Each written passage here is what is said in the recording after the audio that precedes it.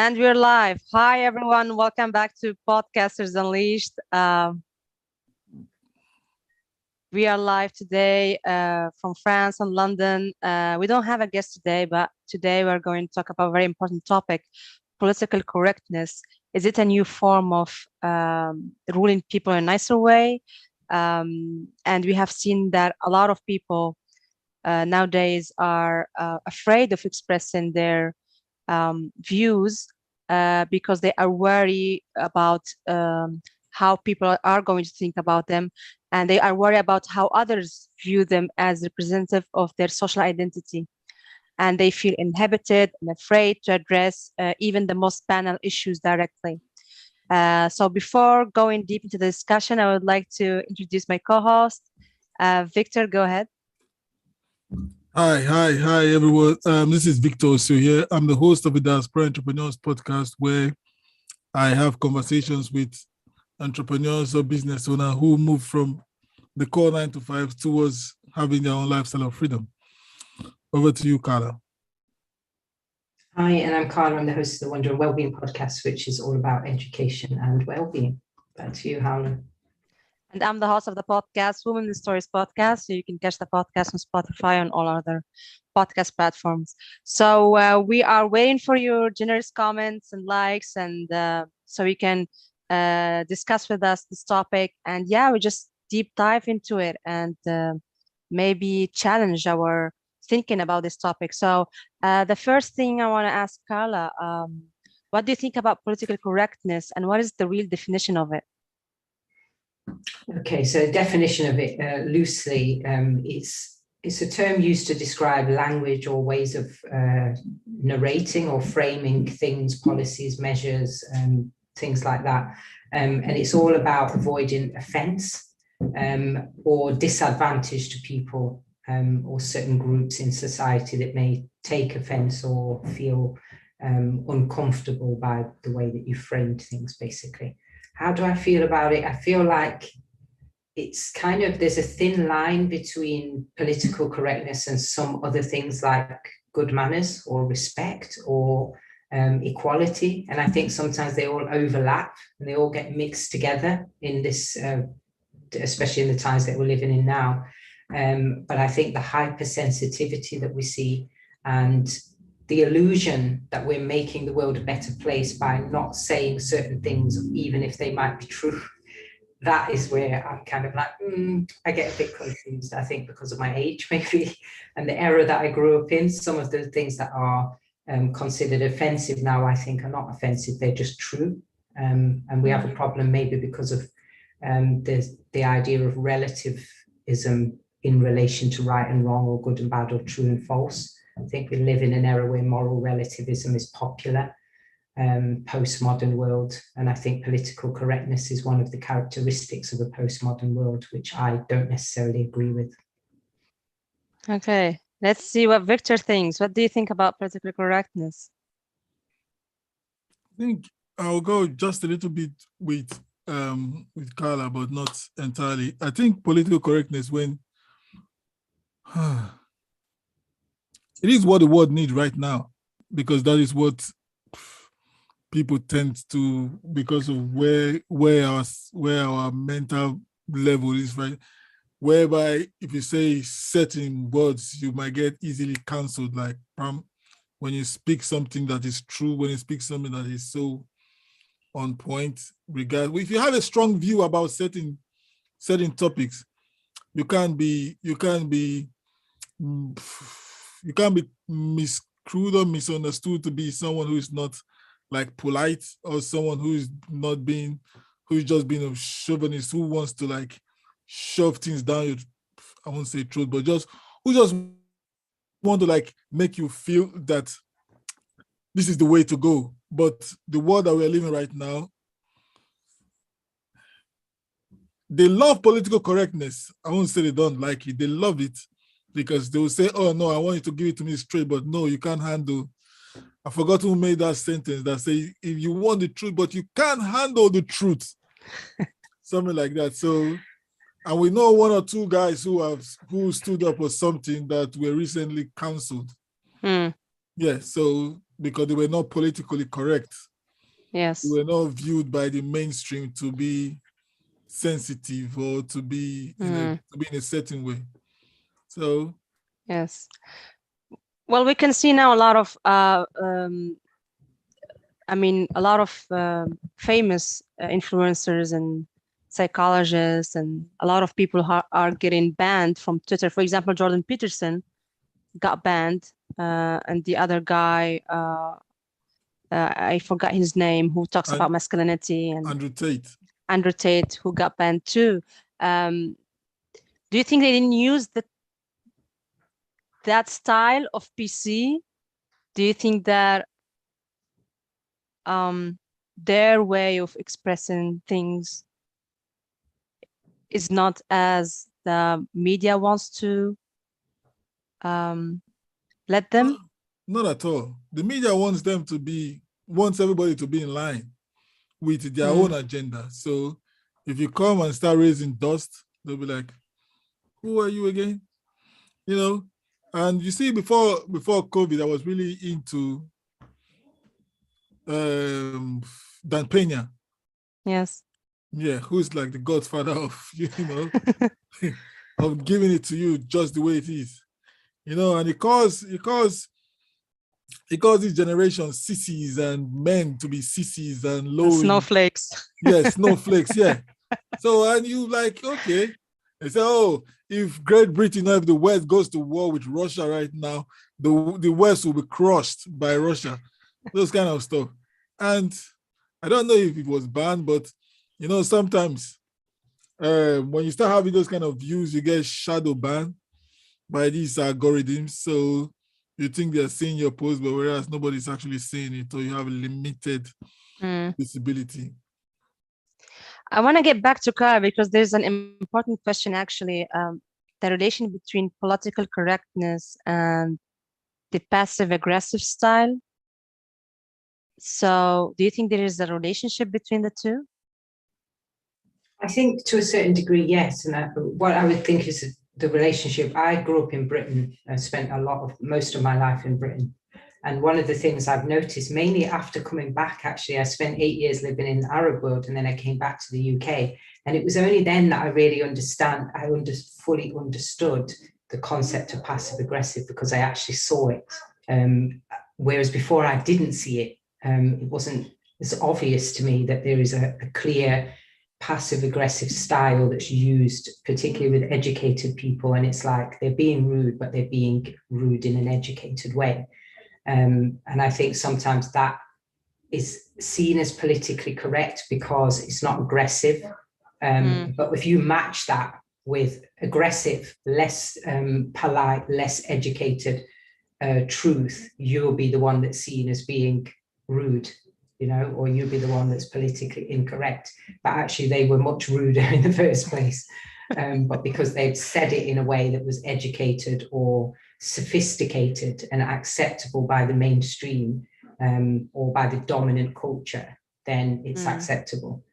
But then also on another side, one of the things that I find puzzling is the crudeness and the rude, what I see as rude and crude things that are allowed to be said and shown on TV and in media that I can't take offense to. Because if I take offense to that, or someone with similar background or values or ideas to me, we would be seen as being the ones that are in the wrong. It's quite strange. There isn't a clear black and white.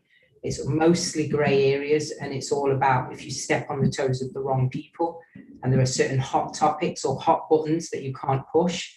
And some of the bigger issues that we've had as humanity for a long time, for example, racism, still not dead, still not gone away with, still not been addressed, but it's been swept aside, and now we're all getting upset about other things that just don't seem as pressing. It's all quite puzzling, really, but I think there's obviously some kind of dominant ideology that reigns. I think postmodernism. I know Jordan Peterson talks a lot about postmodernism and the effects of that on society as well, but yeah.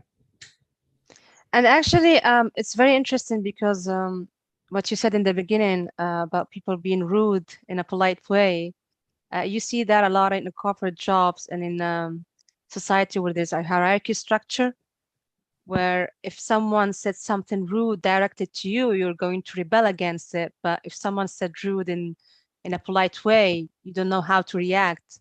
So that there is like some kind of awkwardness in the situation where you don't know what to do, what to react, or you just try to maybe think that the fault is you. So it's very interesting to understand the relationship between how the person also is treating you, because it's a new form of totalitarianism in a way.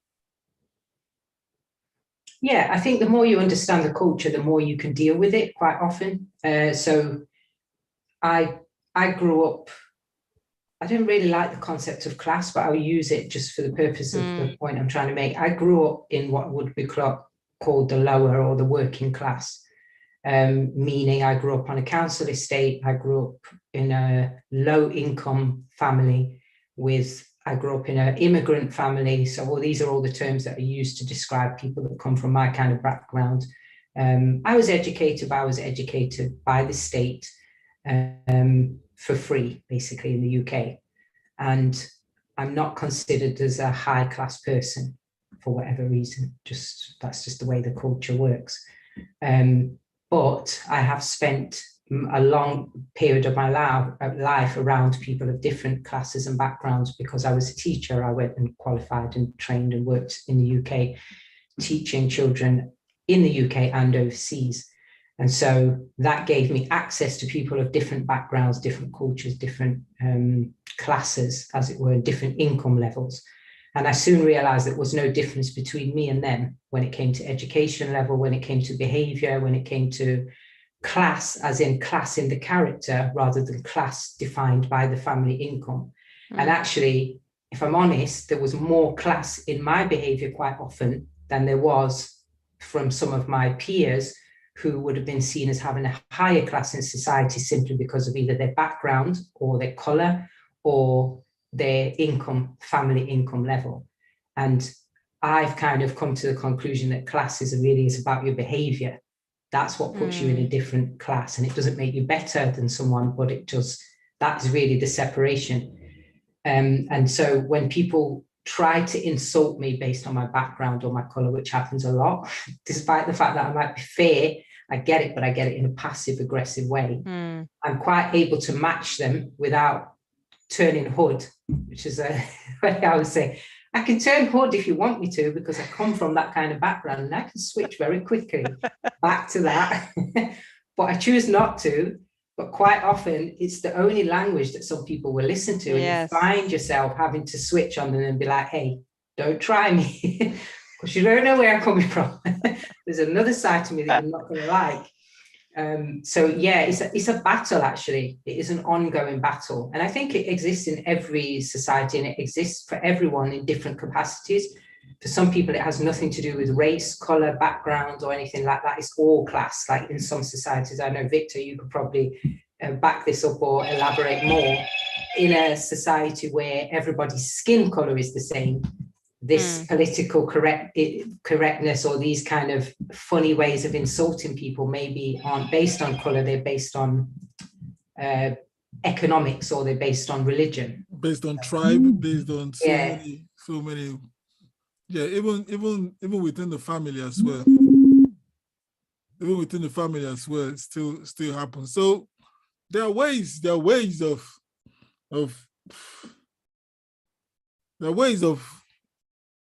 of being so politically correct that you just want to, like, you know what, if you just say one more word, just one more word. I don't care how you put it. You know, it's like just gaslighting someone and put them on the spot, and they'll be like, just one time, one more time, one more. And when you start reacting, it's like, oh, it's your fault. Yeah, it's your fault. How can you take a joke? Come on. Whereas it's been said, and you've been done. Yeah, so we see that a lot, and it's still happening regardless of race. I can agree with that.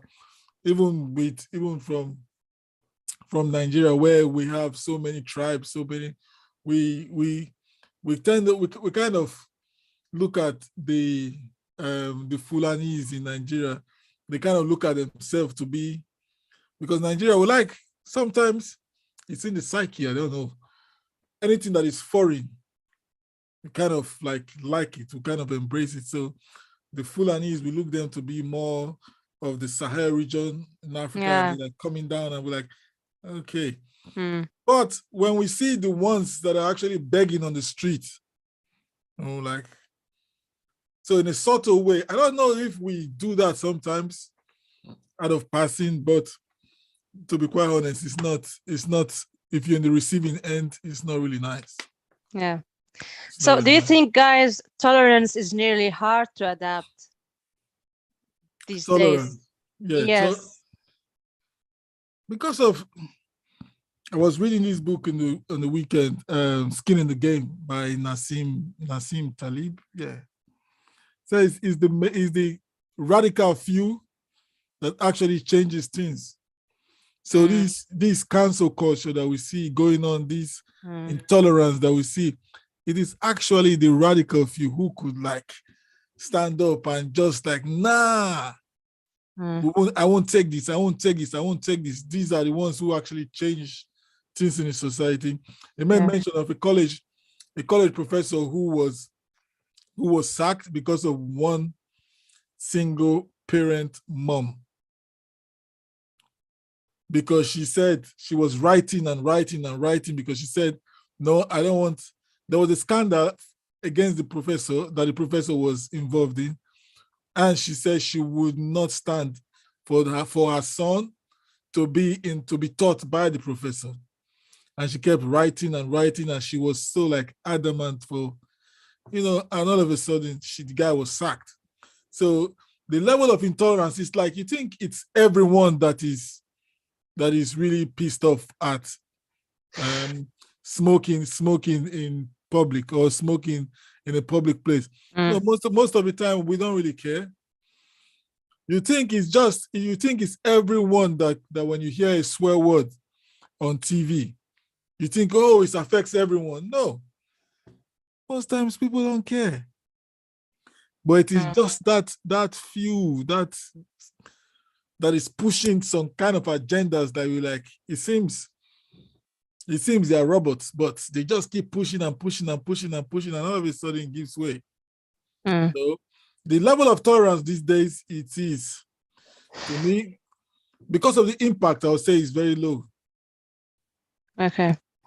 Well, let's take an example for Canada. The Canadian government, they started to incorporate gender pronouns for transgender people.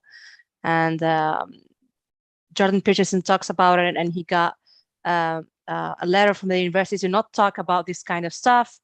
And what do you think about this kind of gender pronouns that is incorporated by the government to be more politically correct towards some set of groups? I think in a very political correct answer, I would say I'm still learning, but I'm old school, but I'm still learning. I still know my he's and has. So there's no other pronunciation that you want me to, I still don't, I still can't get a hold of them. I still, on my everyday vocabulary, I still use his, has, him, she, until I learn some more, maybe. Carla, what do you think? I think you've got to take the cancelling.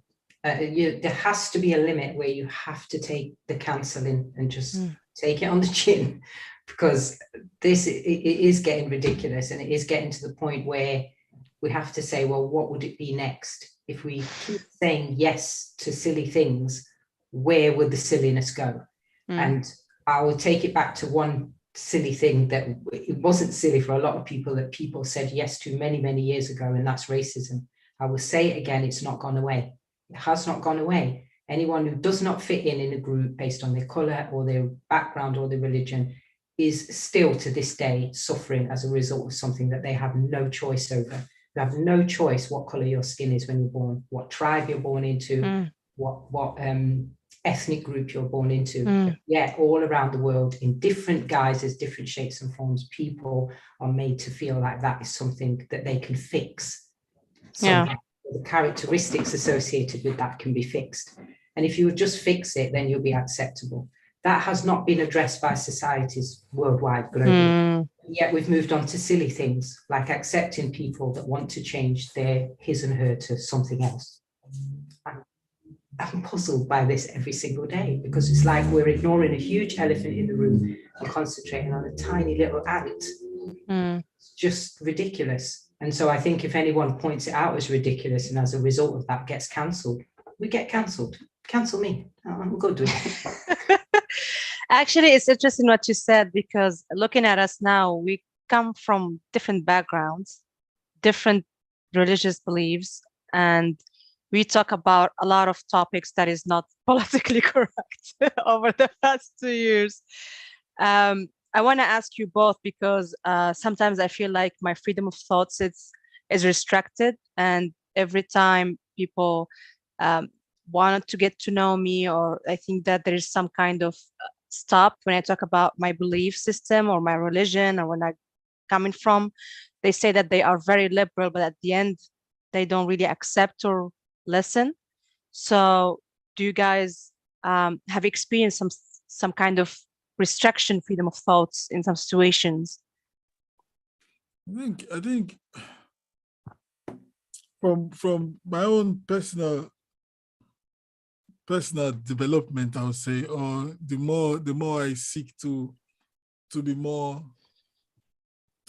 open or more understanding, I think most times it's mainly you, because it is the level that you are. You ask yourself, how liberal are you? Will you be able to like take what, everyone has their own principle. Will you cross the line? Will you cross your own line? If they don't want to cross their own line, will you say they're not open-minded or they're not liberal? So where is the, where is the meeting point? Yeah, so I think you should, or we should kind of look at the lines that we are willing to cross before we start like just labeling, like, you know what, these guys are not liberal. They just want to show that they are open-minded. No, I don't think anyone is that it just, I have an issue with it, because a lot of people, they don't understand what is liberal or freedom of speech is. Because for me, freedom of speech is to formulate any idea that you have in an awkward way or badly in front of public. And there are people that are going to get offended by it, and other people are going to accept it. But as long as you show your identity and who you are, and you formulate the ideas that you have, and you try to challenge ideas, and you accept the other ideas, that's what I feel like it's the freedom of speech for me. And freedom of speech is not just criticizing or just saying, this person is coming from that area or this area, just to discuss ideas like we do now, actually, in Podcasters Unleashed. For the past 2 years, we do that. We discuss ideas in an awkward way, and we try to think them through. And a lot of people are not really agree with what we're saying, but I feel like that's what freedom of speech for me exists. Yeah, you should look at the context as well. Freedom of speech. So there's some locations, or there's some environments, certain freedoms you can't actually don't even go there. Why some environment? I don't think there's anywhere that is freedom of speech is actually free, 100%. You still have to have some restraints, because freedom of speech is not actually free. You bear the consequence of whatever you say. You can't say certain things because you just believe that it's true to you. You look at the environment, look at the context, then you can say. So that's why most people are just politically correct, because they just don't want to get involved in this. Yes, absolutely right. Carla, what do you think? Yeah, I agree with Victor. I think most people don't want to go there, and then you can make these boundaries, and most people stay within them. And I also agree with him when he said that there is no really freedom of speech. I think that freedom of speech was an illusion, and now we're just starting to realize that it's an illusion. The people that had freedom of speech were those that had the privilege of being in certain positions where free speech was allowed, or less limits were allowed, or different limits were allowed. And I think now we're starting to realize that there are boundaries that are put by people that we don't necessarily know who they are, and they may be different from who we thought they were. And also, freedom of speech comes with a certain level of responsibility. The responsibility lies with you first and foremost. You unfortunately now you have to read the culture. If you want to stay free to speak, you need to read the culture, read the room, the bigger room that is a culture, and know what to say, when to say it, who to say it to, how to say it, how to, smooth it over once you've said it. But one of the things that concerns me is, as an educator, is how this restriction on debate is crept into academia, where academia was a place where it was necessary sometimes to push boundaries, to debate, to discuss, to critique, to analyze, to go round and round on topics, because it was the place where ideas were hashed out and tested for their validity. And a lot of that was about debate. It was about pushing buttons. Now that's also starting to not be allowed there. And there are more and more restrictions in academia and in places where it was necessary to debate and discuss and put things on the table. That's a concern, because if our places of education are not places of real rigor, that means you need to hear ideas that maybe you disagree with. If they are not there, and also our religious institutions or our religious groups, if they're not places of real rigor, of real analysis, of debate, of discussion, of openness and honesty, there's no hope for us really, because those are pillars. Our education system, our religious institutions and organizations, those are pillars in our society. Although the people who are into burn the patriarchy and all of that would argue that we don't need those, we haven't really seen a valid alternative to education systems and religious systems that works and has been working for thousands of years. Do they have their faults? Yes, they both do. But if we knock those pillars down, what are we going to use to bolster us up in the meantime? I can't really see what that would be. Freedom is not really going to cut it, is it? We'll knock down the patriarchy as in the education system and religious institutions and replace it with freedom. I don't know about that. I don't really want to be operating in that world. So what we can do about it, how we can teach kids now, like how you will address this to your kids, because it's a very complicated topic to show them how the society operates. You think in Russia or Ukraine right now, do you think they're thinking about political correctness? Nah. It's not in their sphere right now. All they have to do now is see men carry the gun, women make sure that these men are fed, and if you can pick up the gun and move. That is what's going on right now. So see, I'm starting to teach my son. I don't know if it's not too late anyways, but I'm trying to let him know that, because he hangs out with his sisters too much. But so I feel somehow that he's been, there's some things that, nah, man, you don't do that. Yet. So there's some things that I feel that as a man, or you shouldn't be, when you and your sister go out, you should carry some more stuff than for them to say, oh, don't worry, I'll take it for you. Don't worry, just hold this. No, pick this one and let them just hold, whatever they are comfortable carrying. But you make sure you carry more than they do. Those kind of characteristics. That is what I'm. So for just by example, basically, because I'm a father and I don't want the next generation to be, Snowflakes. yeah. And I think it's a Western thing anyways, because in Nigeria, where I come from, we just do, and we don't even think about being politically correct about some stuff. No, if you are gay, we talk about that. If you are I don't know if there's any trans in Nigeria, but someone can correct me. But if it's there, okay, your son is now a girl. How come? Why? You see those kind of questions. Oh, your daughter is now a man. Why? How? Oh, your daughter is now loving another woman. Why? So those kind of questions we ask innocently, not because there's any agenda behind it or because we feel that some ask because they want to know, some ask because it's strange. So it's not, I think we should just take some of these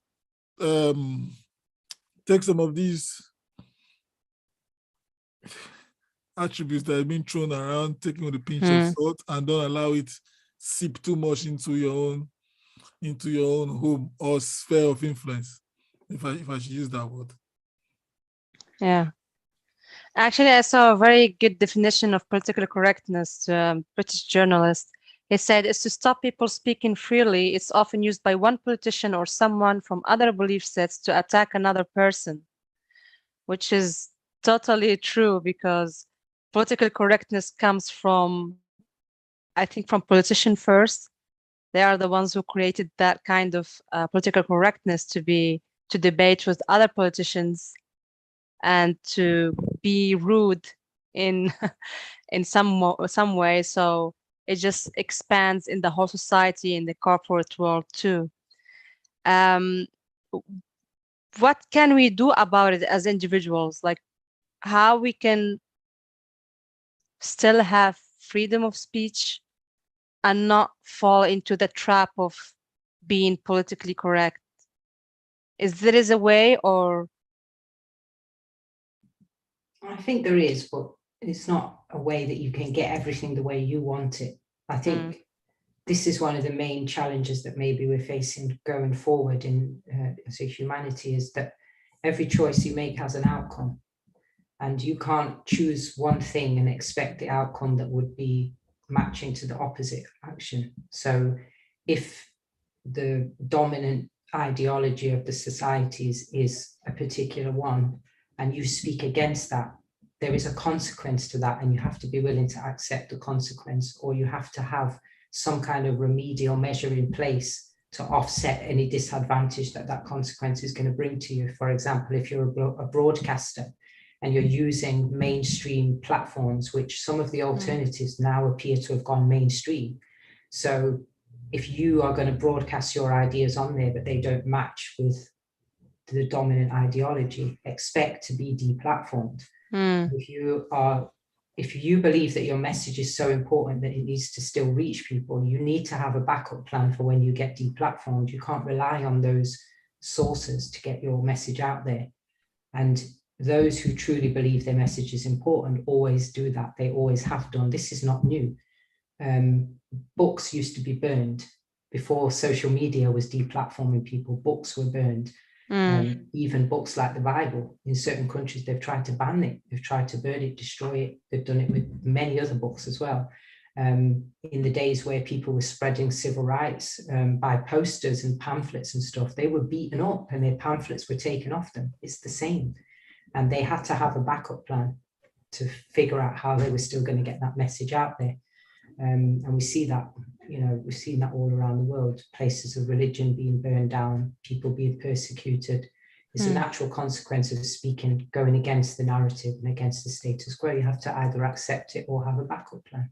That's one thing, but also not to shy away from living the values and speaking the values that you truly believe in, because if you shy away and you back down, then you allow what you believe to be wrong to flourish. You can't do that. You have to still defend what you believe is worthy of being defended. And you have to teach your children to do the same. You don't teach your children to say, yes, this is green if it's yellow. Teach them to have the confidence to say, no, it is actually green, but respectfully, it's green. And take the consequences. If that means that they get detentions, unfortunately, kids get kicked out of school and all sorts of things. Sometimes they haven't done anything wrong by the morals or the codes or values that they've been brought up by, but they have done something wrong according to the school. And you can teach them that as well, that in that place, these are the rules and this is what's right and wrong in that place. But in this place, these are the rules and that's what's right and wrong. And sometimes they can be opposing. Any final thoughts, Victor?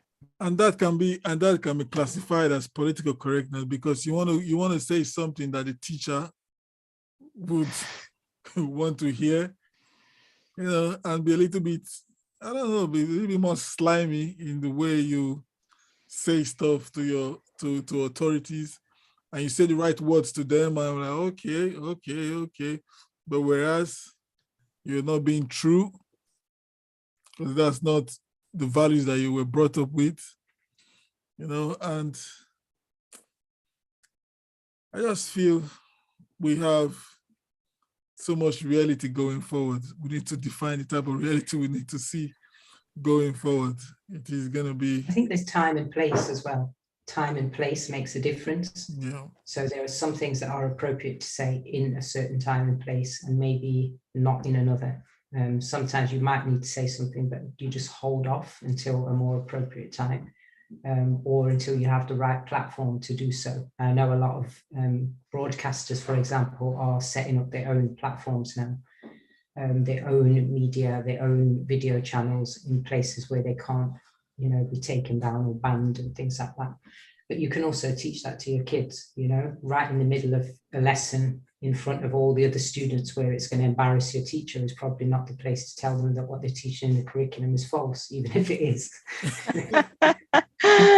You might want to take that, take them aside and speak about it privately or whatever, or get your parents' support or whatever, same with your colleagues or whatever. It may not be the right place, because we have to think about things like human ego and pride, which is big.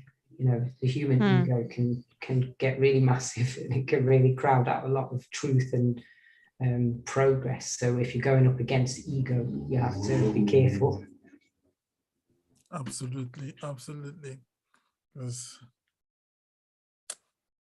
Yeah. See, what is going to happen is that with all these recording devices everywhere, you just need to mind your language. That's all I can say. Mind your language. If you don't want to say something, do not say. Just try to keep it a little bit down. Because even at your place of work, look at David Chappelle some couple of months ago, a comedian being counseled because he made certain, it is now food, a man walking to put food on his table, you were trying to take the food out because, we should at least be tolerant of some words, not being, oh, how can he say something like that? Oh, come on. That is how I was brought up anyway, so. Yeah. Well, I think we always need to speak our truth in an appropriate way and continue our critical thinking. And that's what we're doing in Podcasters Unleashed, actually, is to always speak the truth and speak what we're thinking about without being politically correct. Well, I would like to thank the audience who watching us. Next time, please hit us with the comments. And tell us if you like this type of topics so we can go further in it. And what topics you would like to know. Please hit us in the comments and support us on Podcasters Unleashed. And tell us also if you have any suggestion for guests to bring on the topic next week. Go ahead, Carla, present your podcast. My podcast is the Wonder and Wellbeing podcast, which is all about education and well-being. Over to you, Victor. Yeah, our podcast is the same, Diaspora Entrepreneurs Podcast, and you can find it on Spotify. New episode launch coming up tomorrow, so go check it out. And, you know, and also on YouTube. So I'll see you. Thank you very much. Yeah, we can't wait to see your new season, Victor. Mine is Women Stories Podcast, and it's on all different podcast platforms. Check out for new updates on the podcast. Thank you so much for listening, and see you guys for next week. All right, bye.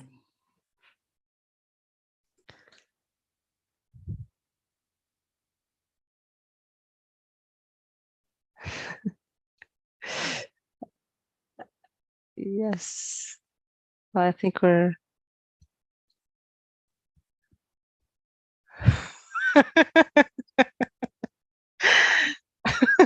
we're still live. Maybe we can continue here.